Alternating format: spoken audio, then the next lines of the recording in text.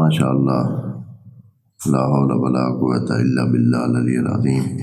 اعوذ باللہ من الشیطان الرجیم، بسم اللہ الرحمن الرحیم۔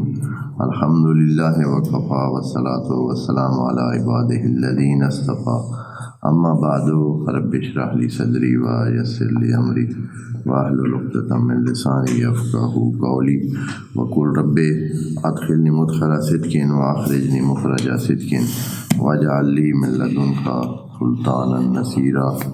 بسم اللہ وباللہ وتوکلت علی اللہ۔ قال اللہ تبارک و تعالی فی سورۃ البقرہ، آیت نمبر 275۔ اعوذ باللہ من الشیطان الرجیم، بسم اللہ الرحمن الرحیم۔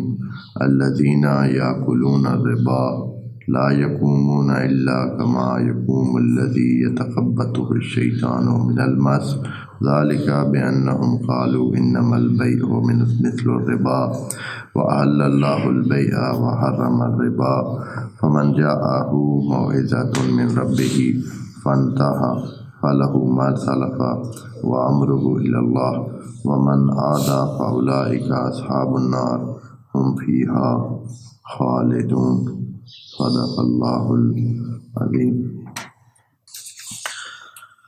یہ آیت ہم نے آیات انفاق کے بعد جو پڑھی ہے، اس میں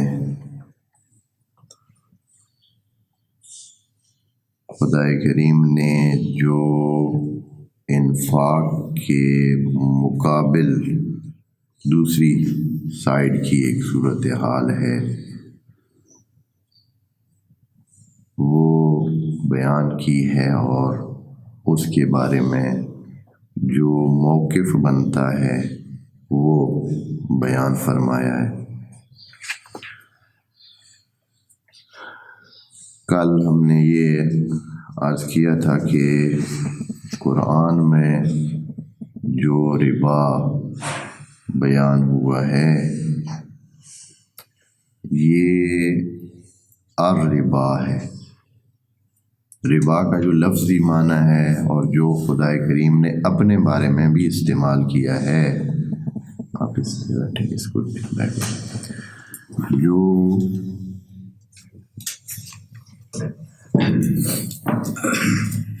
خدا کریم نے اپنے بارے میں بھی استعمال کیا ہے کہ اللہ بھی ربا دیتا ہے۔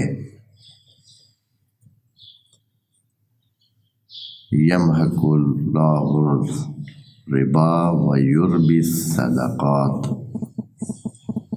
اللہ جو ربا ہے، الربا ہے، اس کو نظر انداز کرتا ہے۔ یمحق کا مطلب ہوتا ہے نظر انداز کرنا، یعنی اس کو ایسے جاننا کہ بھائی نہیں ہے، یا ختم کرنا، مٹا دینا۔ جیسے چاند، یمحق المحق القمر، یعنی یہ ہے کہ چاند چھوٹا چھوٹا چھوٹا ہو کر بالآخر مہینے کے آخر میں کیا ہو گیا، محق کا ختم ہو گیا۔ ایک چیز کا ختم ہو جانا، اصل سے بالکل نہ رہنا، اس کو کہتے ہیں محق۔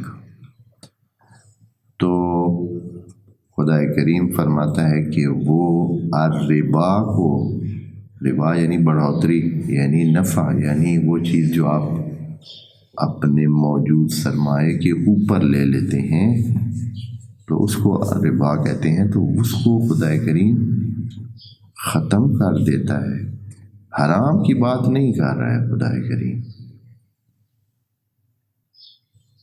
حرم الربا نہیں کہا ہے۔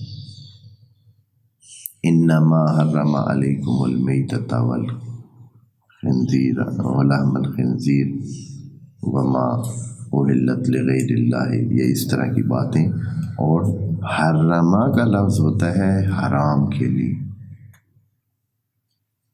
یہاں خدا کریم ربا کے لیے حرام کا لفظ اس نے ایسے ڈائریکٹ استعمال نہیں کیا ہے، نہ ہی کہا، یمحق کہا ہے جو کہ اس میں ہے، لیکن اپنے لیے استعمال کیا ہے کیا، یربی الصدقات، یعنی خدا کریم نے خود ربا کا لفظ اپنے لیے استعمال کیا ہے کہ اللہ ربا دیتا ہے صدقات پر، اللہ ربا دیتا ہے۔ آیات میں دوستوں کی خدمت میں پڑھوں گا تو آپ دیکھ لیں گے۔ تو بات یہاں سے آگے ہم بڑھاتے ہیں کہ الربا یہ ان الفاظ میں سے ہے جس پر بڑا ہی مسئلہ قائم ہوا ہے، اور ناسمجھی کی وجہ سے،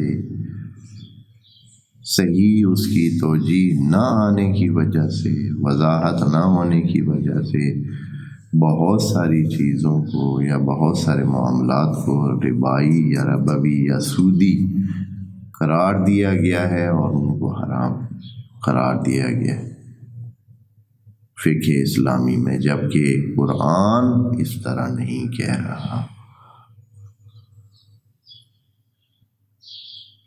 اس کو سمجھنے کے لیے ہم نے کل بھی نشست میں کافی ساری باتیں کی ہیں، آج تھوڑا پھر اس بات پر ہم بات کریں گے۔ پس ربا صرف ربا نہیں، الربا ہے۔ جہاں بھی الربا کے بارے میں، سود کے بارے میں قرآن میں منفی کوئی بات کی گئی ہے تو وہ الربا کے بارے میں۔ پہلے یہاں سے بات شروع کرنی چاہیے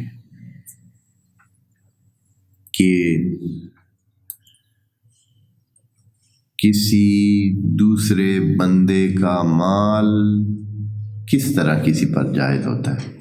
ہر کوئی اپنے مال کا مالک ہے، کسی کو اجازت نہیں ہے کہ وہ دوسرے کا مال باغیاً حاصل کرے، زور سے، جبر سے، ظلم سے، چھین کر، دھوکے سے حاصل کرے۔ یا ایھا الذین آمنوا لا تاکلوا اموالکم بینکم بالباطل۔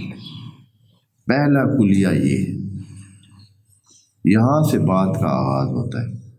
یعنی ربا کی بحث کو سمجھنے کے لیے اس آیت کو سمجھنا بہت ضروری ہے کہ کوئی بندہ یہ حق نہیں رکھتا ہے کہ آپس میں کسی دوسرے کا مال باطل طریقے سے حاصل کھائے لے۔ باطل کو سمجھنے کے لیے، یہ باطل کیا ہے؟ مال حاصل کرنا بالباطل کیا ہوتا ہے؟ بالباطل، باطل کا لفظ جو ہے یہ حق کے مقابلے میں۔ حق کیا ہے؟ حق کو سمجھیں گے تو باطل کو سمجھیں گے، باطل کو سمجھیں گے تو پھر ہمیں سمجھ آئے گا کہ ان باطلوں میں سے ایک باطل ربا ہے، الربا ہے۔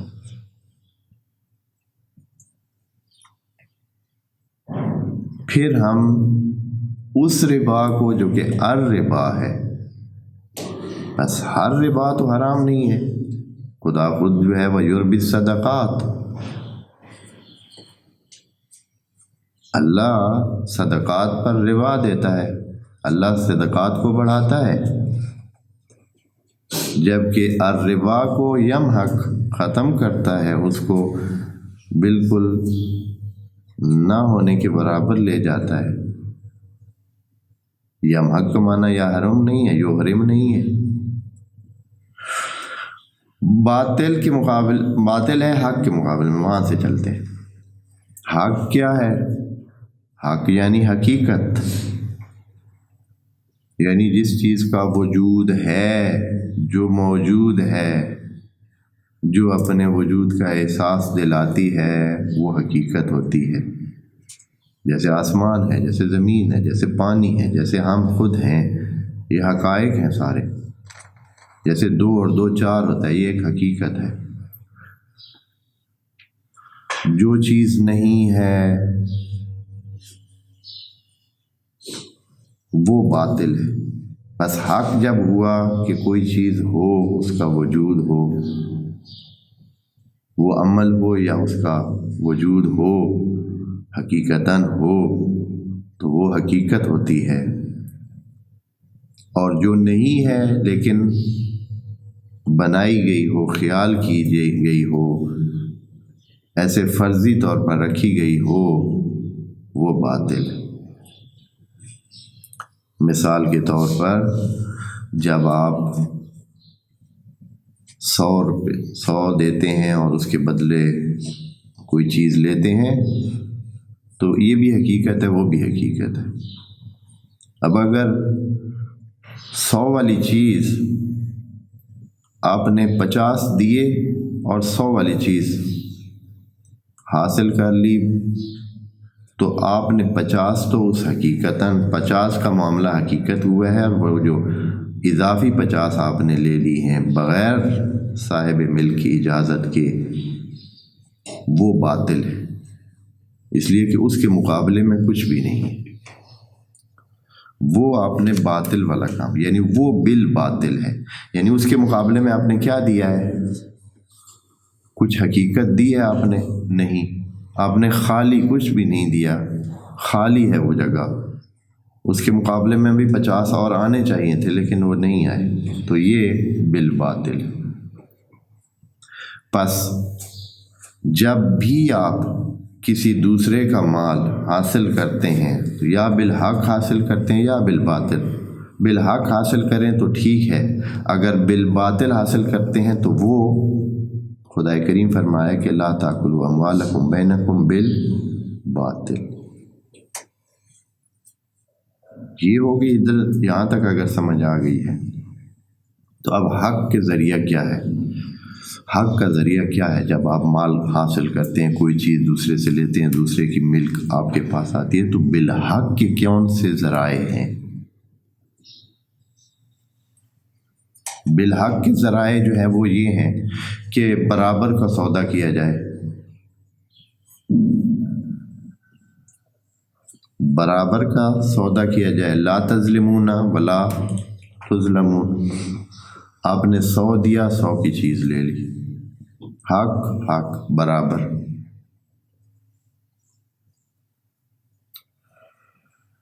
دوسری صورت یہ ہے کہ آپ نے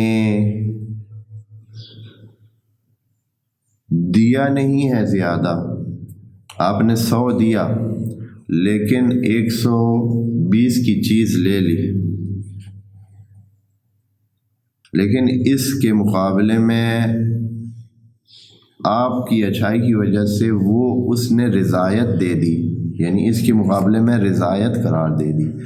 100 کی تو چیز آپ نے لی، جو 20 کی اضافی چیز اس نے آپ کو دی وہ اس میں وہ رضایت کے بدلے تھی۔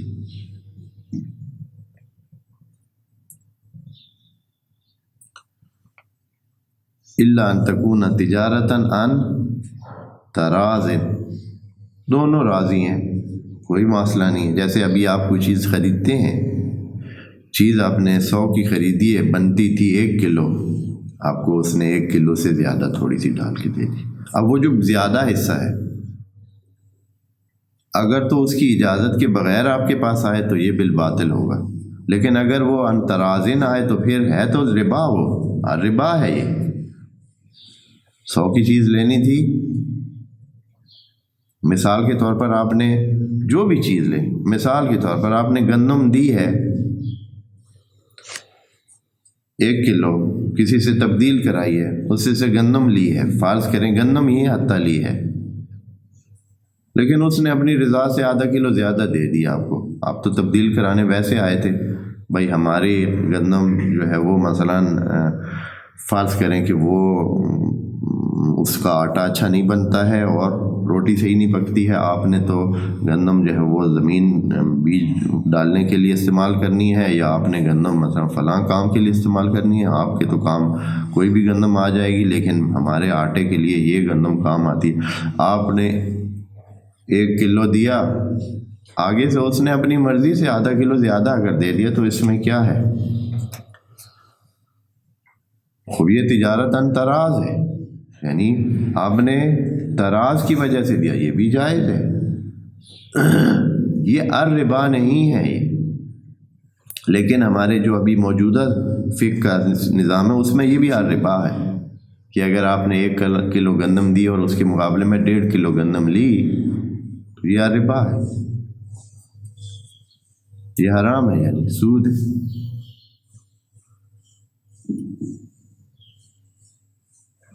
جبکہ انترازن ہو تو کیا حرج ہے؟ کس طرح آپ روک سکتے ہیں کسی کو کہ وہ اچھائی کرنا چاہے؟ جب انترازن ہے تو پھر کیا رہتا ہے اس میں؟ اور بس یا تو مقابل بالمقابل ہو، 100 کی 100 چیزیں، یہ بالحق ہے۔ اگر انترازن ہو تو بھی بالحق ہے۔ اور یہ جب دو صورتیں ہوں بالکل کوئی مسئلہ نہیں تو بالحق ہو جائے گا۔ بس بالباطل کیا ہو سکتا ہے؟ بالباطل یہ ہے کہ آپ اس حق کے مقابلے میں جو آپ نے لیا ہے کچھ بھی نہ ہو، نہ تو مال اس کے مقابلے میں ہے، نہ ہی رضایت اس کے مقابلے میں ہے۔ جس کا مال آپ لے رہے ہیں، نہ تو اس کے مال کے بدلے آپ کوئی چیز دے رہے ہیں اس کو، اور نہ ہی اس کی رضایت اس مال کے بدلے آپ حاصل کر رہے ہیں۔ وہ بالباطل ہو جائے گا۔ ان میں سے ایک چیز الربا ہے۔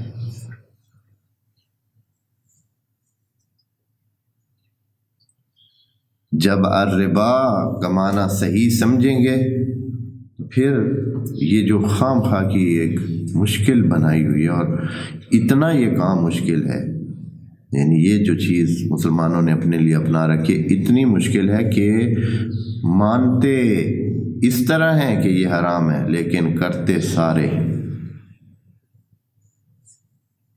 خوب اے مسلمین، آرام سے بیٹھ کر قرآن کو صحیح سے ساری آیات کو اکٹھے دیکھیں اور پھر اس پر کیا کریں؟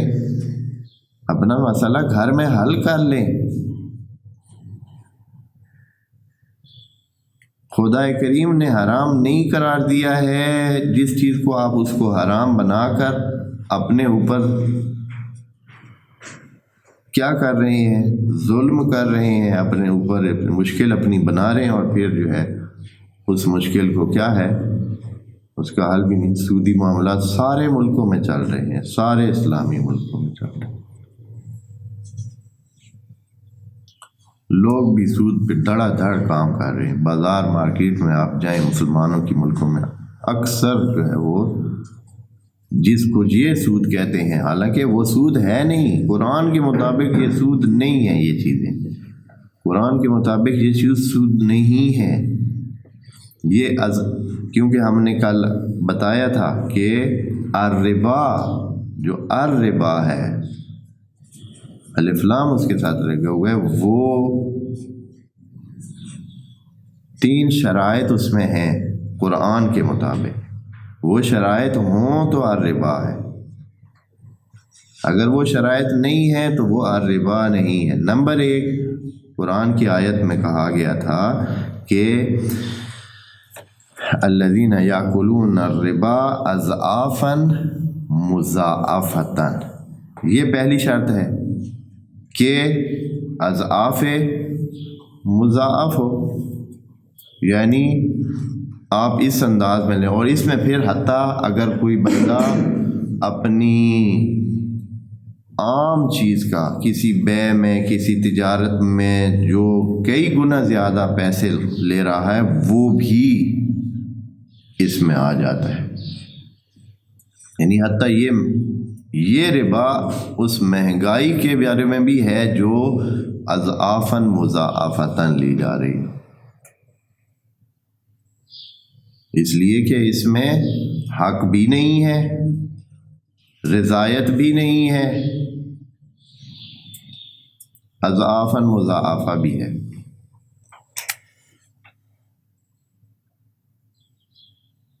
جو ربا کھاتے ہیں اضعافا مضاعفتاً، ہدایات ہی آپ دوستوں کے سامنے ڈھونڈ دوں کہ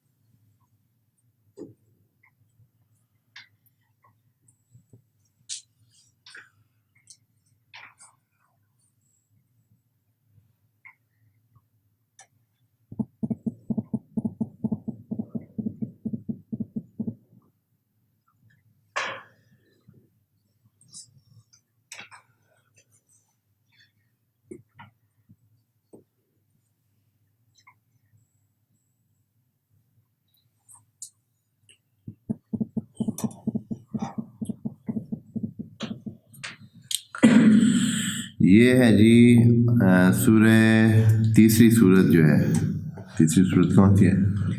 آل عمران. آل عمران کی آیت نمبر 130 میں ہے، یا ایھا الذین آمنوا لا تأکلوا الربا اضعافا مضاعفۃ واتقوا اللہ لعلکم تفلحون.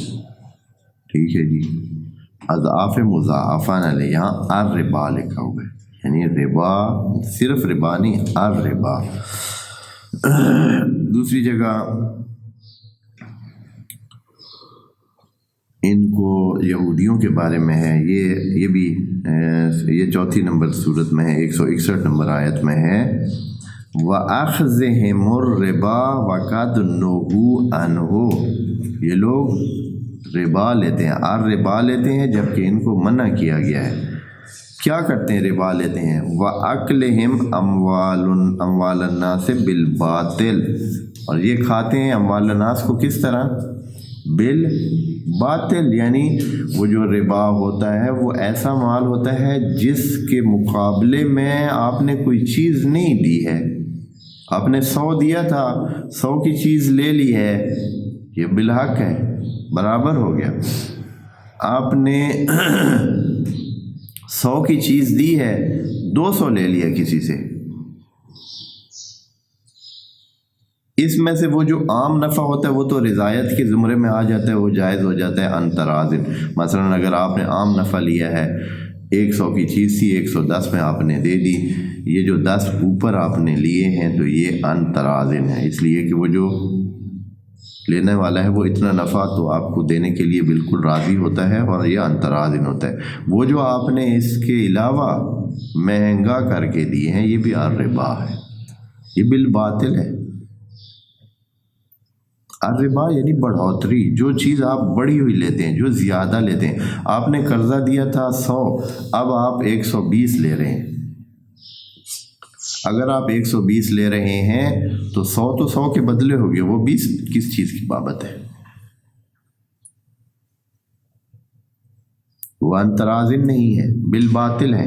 یہی چیز خدا کریم فرما رہا ہے کہ آپ اپنے درمیان لا تاکلوا اموالکم بینکم بالباطل، اپنے اموال کو، ایک دوسرے کے مال کو بالباطل نہ کھائیں، یعنی جس کے مقابلے میں کچھ چیز نہیں ہے، نہ تو حق ہے، یعنی نہ تو اس کے مقابلے میں وہ جو چیز چاہیے، پیسہ یا جو چیز بھی آپ نے دینا ہے، یہ عمل ہے وہ ہے، نہ ہی اس کے مقابلے میں رضایت ہے. رضایت کو بالکل ہی بھلا دیا ہے انہوں نے، مسلمین نے. رضایت ایک ایسی چیز ہے کہ جب آپ 100% راضی ہیں، جیسے کہ میں سارا مال ہی کسی کو دینا چاہتا ہوں، پھر کیا ہے اس میں؟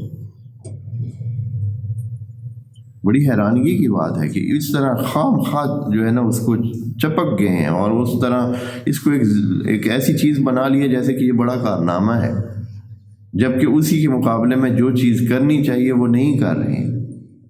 کیا مہنگائی کو کم کرنا چاہیے؟ نہیں کر رہے ہیں.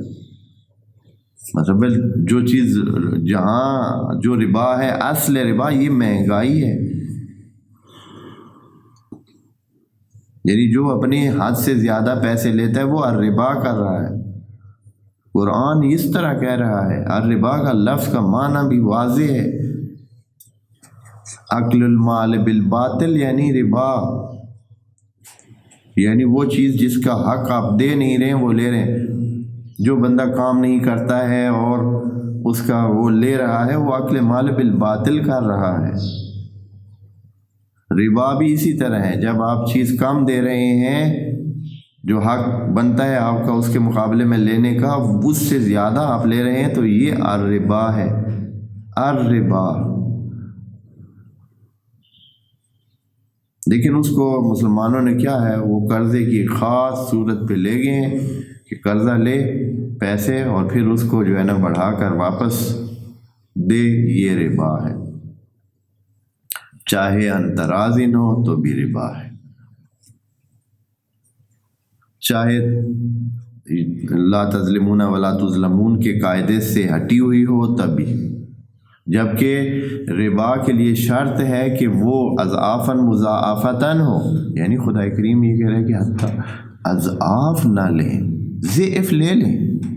یعنی حتیٰ اگر ایک چیز کی قیمت آپ 100 روپے میں لائیں اور 200 تک بھی آپ بیچتے ہیں تو بھی ٹھیک ہے، لیکن اضعافاً مضاعفتاً کہ کئی گنا زیادہ آپ بیچ رہے ہیں. یہاں خدا کریم سوال کر رہے ہیں کہ یہ اکل مال بالباطل ہے، یہ ربا ہے. چاہے یہ قرضے پر ہو، چاہے دوسرے پر ہو، چاہے عام اس میں. یعنی اس چیز کو بڑی سمپل بھی ہے لیکن ایک وہ بنا دیا گیا ہے، ایک خام خواہ کا ایک چیز بنا دیا ہے. کچھ لوگوں نے ابتدا میں یوں سمجھا، باقی بھی اسی کے پیچھے چل پڑے اور چل رہے ہیں، اور بیسیوں مطلب مسائل پیدا ہو رہے ہیں. اور یہ ان غلط چیزوں کو قبول کیے ہوئے ہیں. یہ بیان ہی اس طرح، میں آپ کو مثال دیتا ہوں ایک ہمارے معاشروں کی، اور ہمارے جو یعنی مسلمان معاشروں کی بات کرتا ہوں. مسلمان معاشروں میں مثال کے طور پر ایک بندہ ہے، اگر کسی بندہ کوئی جرم کرتا ہے، ٹھیک ہے جی، جرم کرتا ہے، مثال کے طور پر فرض کریں کہ کسی خاتون کے ساتھ غلط رابطہ رکھتا ہے، مثال کے طور پر اس کو فرض کریں اس پر مقدمہ ہو جاتا ہے، وہ چلا جاتا ہے تھانے. اچھا، اب کیا ہوگا؟ اب اس کے جو گھر والے، اس کے جو آس پاس میں اس بندے کے، وہ سارے اس کی حمایت میں کھڑے ہوں گے.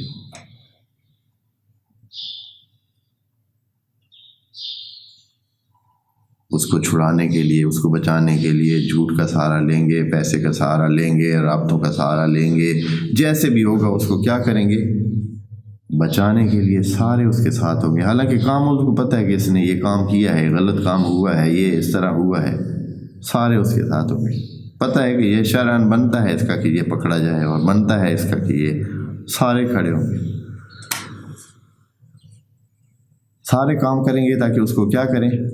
اس کی جان چھڑوائیں.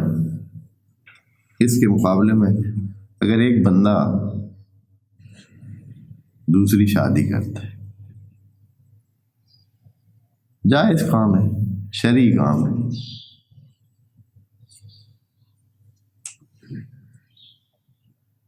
شریعت میں تو کم از کم مسلمان مانتے ہیں نا. ہاں، اب قرآن میں اس کے احکام کیا ہیں وہ علیحدہ بات ہے، لیکن یہ ہے کہ مسلمان مانتے ہیں سارے کہ یہ جائز کام ہے. اب اس بندے کے ساتھ جتنے بندے، وہ سارے اس کی تھانے میں حمایت کر رہے تھے غلط کام پر،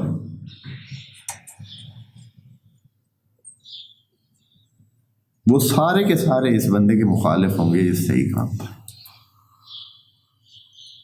حتیٰ اس کے وہ سسرال والے جو اس کو ادھر، کیونکہ اس کی جو مثلا اگر شادی شدہ وہ بندہ تھا تو اس کے سسرال والے بھی اس کے ساتھ کھڑے ہوں گے اور اس کو بچانے کے لیے سارے اقدامات کر رہے ہوں گے کہ اس کو بچایا جائے.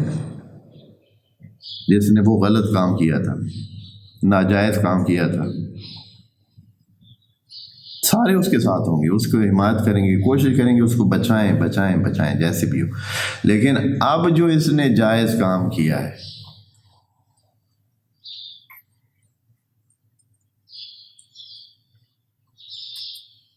تو اب کیا صورتحال؟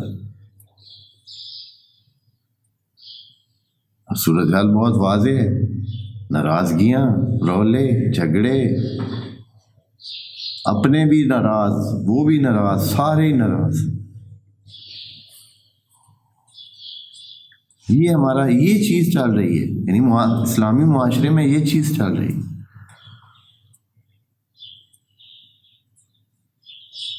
نکاح کے بارے میں بھی اسی طرح، یہ جو بہت سارے نکاح، شریعت میں بہت ساری گنجائش موجود ہے انسانوں کے اس مسئلے کو حل کرنے کے لیے، کہ جو جنسی رغبتیں انسانوں کے اندر ڈال دی ہیں اللہ نے، ان کے حل کے لیے قرآن نے بہت کھل دی ہوئی ہے۔ لیکن ہمارے اسلامی یعنی یہ جو ہمارے مسلم علماء ہیں، انہوں نے اس کام کو بند کیا ہوا ہے۔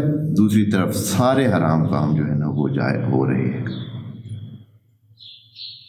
جو اصلی اور جائز کام تھے وہ خدا کریم نے جو قرآن میں بھی ان کی طرف بہت ساری اجازت دی ہوئی ہے، بہت ساری اجازت ہے، بہت سارے مسئلے جائز ہے، لیکن یہ ہے کہ مسلمانوں نے اس پہ پابندی لگائی ہوئی ہے۔ لیکن وہی کام ناجائز انداز میں ہو رہا ہے، اس کو قبول کیا ہوا ہے۔ کالجوں میں، یونیورسٹیوں میں، دوسرے اداروں میں، سلسلوں میں، بہت سارے سلسلے، بہت سارے اس شرعی نکاح کے بغیر بہت سارے سلسلے آپس میں لوگوں نے رکھے ہوئے ہیں، کیونکہ وہ یہ انسان کے اندر ہے، بہت ساری ضرورتیں ہیں، شادیاں سارے نہیں کر سکتے ہیں، دیر تک نہیں کر سکتے ہیں، کیا کریں؟ یہ چیز ہے، ہر روز ستاتی ہے، ہر روز تکلیف دیتی ہے، ہر روز انسان کو ایک دوسرا پارٹنر چاہیے ہے کہ جس کے ساتھ اس کا انس ہو، جس کے ساتھ اس کے بات چیت ہو، سلسلے ہوں۔ شادی نہیں ہو سکتی ہے، شادی ممکن ہے پتہ نہیں 30 سال تک نہیں ہو سکتی ہے، 15 سال کے بعد بندہ عذاب کی سولی پہ چڑھ جاتا ہے۔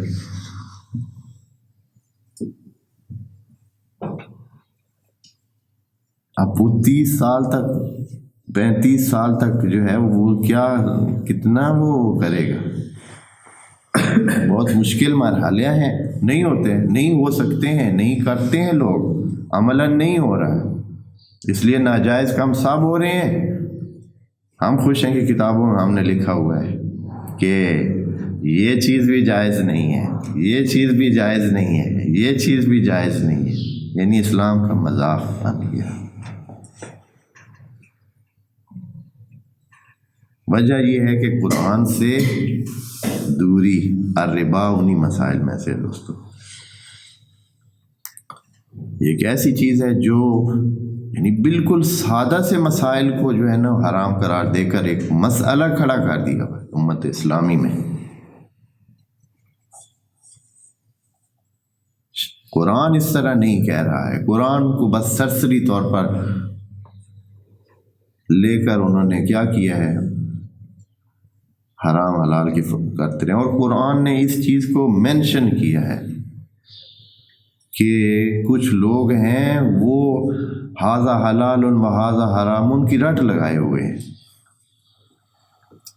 وہ آیت بھی دوستوں کے سامنے پڑھ دوں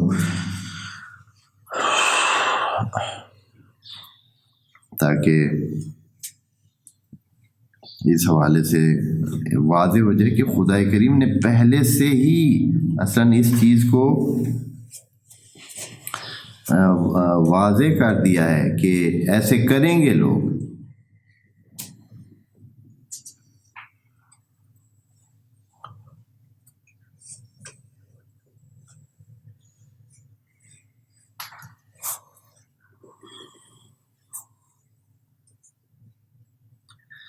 یہ آیت نمبر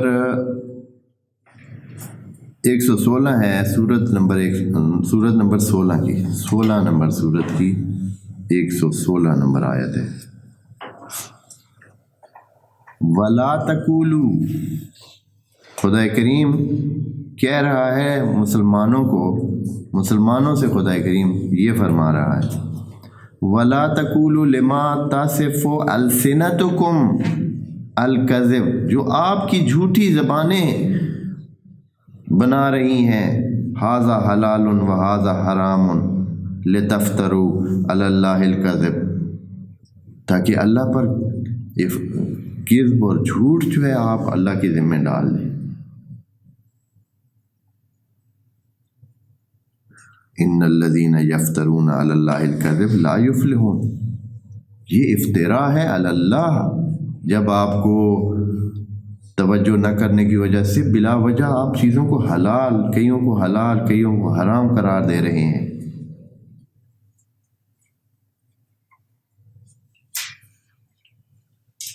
تو خدا کریم اس کو منع کر رہا ہے، لیکن ایک چل رہا ہے ایک جیسے باقی چیزیں سلسلے ہیں۔ خدا نے کہا نماز پڑھیں تو نہیں پڑھ رہے، خدا نے کہا ہے زکوٰۃ دیں تو نہیں دے رہے، خدا کریم نے کہا ہے خمس دیں تو نہیں دے رہے۔ جب جہاد کرنا کی باری آتی تھی تو خود رسول خدا کے زمانے میں کتنا مسئلہ بنتا تھا، یہ قرآن بھرا ہوا ہے کہ جہاد سے کتنے کتراتے تھے۔ بس مسلمانوں کے پاس ایک خوبصورت بہانہ، ان جو ابھی کے مسلمان ہیں بعد والے، ان کے پاس صورت کہ جو بھی ماڑی بات تھی وہ منافقوں کے ذمے میں ڈال دیجیے، یہ سارے منافق تھے۔ قرآن نے تو صحیح بات سارے معاشرے کے بارے میں، اکثریت کے بارے میں، بہتوں کے بارے میں کہی ہے، لیکن اس کو کیا ہے، ہمارے لیے 100 کا طریقہ یہ ہے کہ بس ٹھیک ہے جی یہ تو سارے منافق تھے۔ تو آپ جو اللہ کی باتیں نہیں مان رہے ہیں، اچھا جو قرآن نے نفاق کی وہ تعریف کی ہے، منافقت کی جو نفاق کی فی قلوب مرض، اور نفاق کی جو تعریف کی ہے وہ بعین ہی یہی ہے کہ یہ لوگ کہہ رہے ہیں کہ ہمارا رب ایک ہے، صبح جب اللہ کہتا ہے کہ اٹھو نماز پڑھو تو کہتا ہے کہ نہیں پڑھنی۔ تو یہ منافق نہیں ہے تو اور کیا ہے؟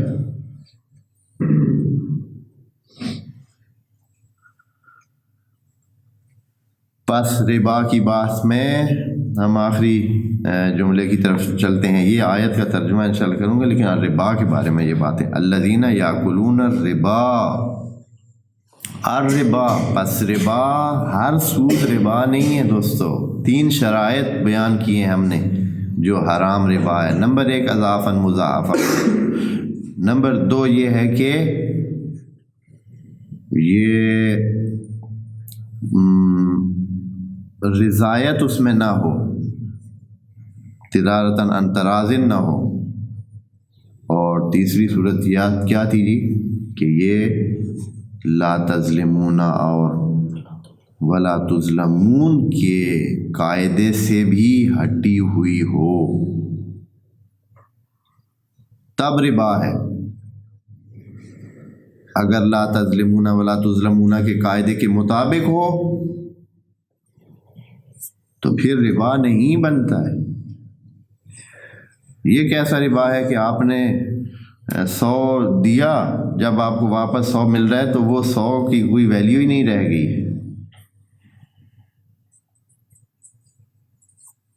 تو پھر آپ اس بدبخت کا کیا کریں گے جس نے دیا تھا قرضہ؟ وہ تو کبھی اپنی زندگی میں پھر جو ہے نا کسی کو پیسے نہیں دے گا۔ اور یہی چل رہا ہے۔ وہ مسلمان جو سود کرتے ہیں وہ ہاں بھائی کس لیے قرضہ دیں گے تو پھر جو واپس ملے گا وہ تو بیکار پیسہ ہوگا، اس کے تو کوئی چیز ہی نہیں ملتی ہے۔ پھر اب 1 لاکھ میں مثلا 1 تولہ سونا میں خرید سکتا ہوں، جب یہ قرضہ میں دوں 6 مہینے کے بعد، سال کے بعد، 2 سال کے بعد جب یہ مجھے واپس دے گا تو اس وقت تو میں اس سے آدھا تولہ بھی سونا نہیں لے سکتا ہوں۔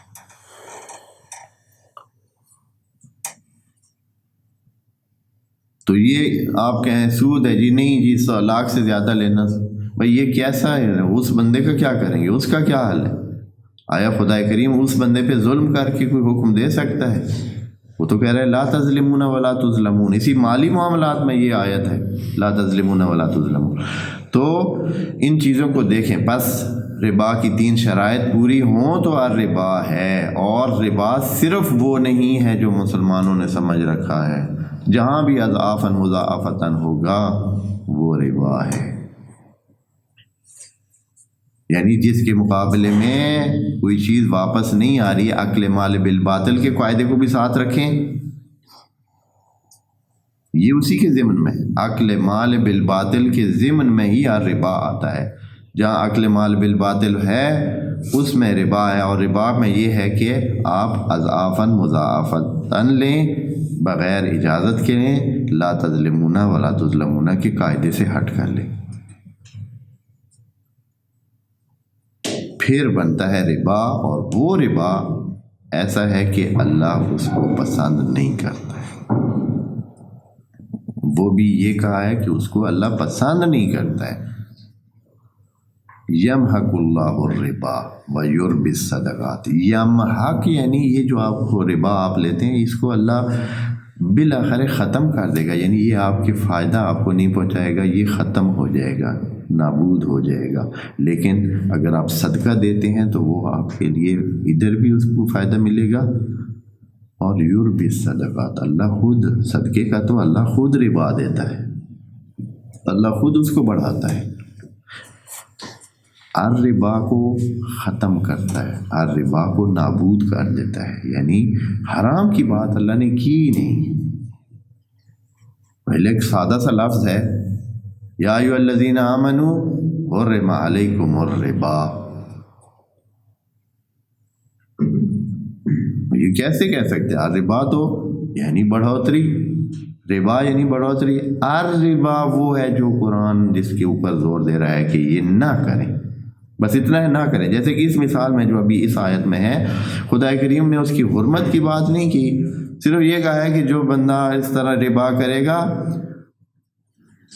وہ ایسے ہی اپنا اس کا استحکام ایسے ہی ہے جیسے کوئی پاگل ہوتا ہے، وہ پاگل میں بھی ایک استحکام آ جاتا ہے۔ ہاں، عام بندے کا مکہ جو ہے وہ 2 کلو کا ہوتا ہے اور پاگل کا مکہ 10 کلو کا ہوتا ہے۔ ہاں، یہ کومونہ کا لفظ استعمال ہوا اس لیے میں کہہ رہا ہوں کہ اس کے اندر بھی ایک طاقت کا احساس ہوتا ہے۔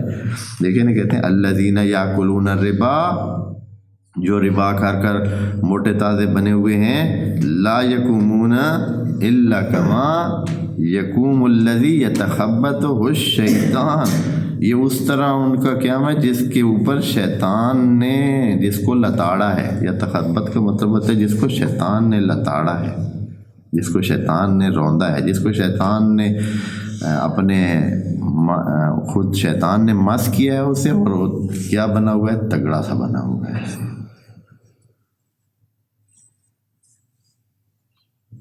اور وہ جو ہے لگتا ہے کہ واہ بڑا پھیلا ہوا ہے۔ یہ مثال دی ہے خدا کریم، یعنی اس مثال کو خدا ہمیں سمجھنا چاہیے کہ یہ مثال دے کر آیا جب خدا نے کہا ہے کہ مثلا حرمت علیکم الدم پتہ نہیں وہ کیا ہے،